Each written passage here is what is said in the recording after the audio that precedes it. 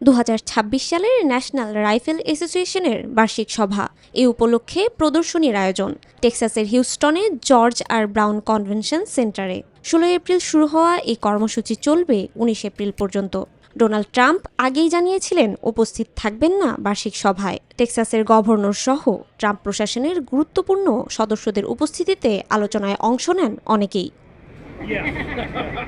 সেখানে ট্রাম্পের পক্ষে বলেছেন কেউ বা বলেছেন ট্রাম্প রাষ্ট্রপতি হিসেবে সেরা। কারো মতে ট্রাম্পের অনুপস্থিতি ইঙ্গিত দেয় যে তিনি এনআরএর প্রতি আগের মতো আস্থা রাখছেন না।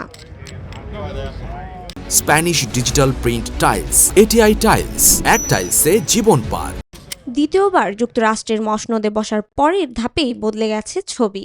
একের পর এক বিতর্কিত কাজ করে যাচ্ছেন এই মার্কিন প্রেসিডেন্ট। প্রথমে চীন, মেক্সিকো, কানাডা সহ বিভিন্ন দেশের পণ্যের উপর ব্যাপকভাবে শুল্ক আরোপ। আমদানিকৃত পণ্যের উপর অতিরিক্ত শুল্ক আরোপের ফলে উচ্চ মূল্যস্ফীতি এবং জীবনযাত্রার ব্যয় বেড়ে যাওয়ার মতো নানামুখী সমস্যার সম্মুখীন হচ্ছেন ওয়াশিংটনের নাগরিকরাই।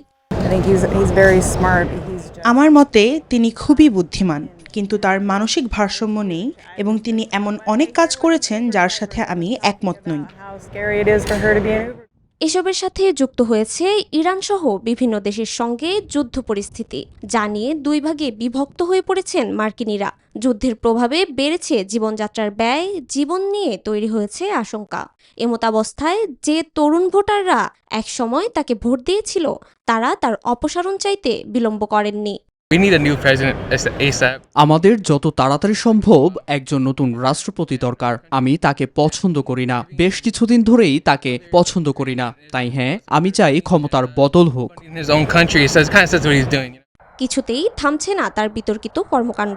সবকিছু মিলিয়ে এবার ক্ষুব্ধ যুক্তরাষ্ট্রের নাগরিকরা, চান যত দ্রুত সম্ভব পরিবর্তন। চৈতি রয়, নিউজ 24।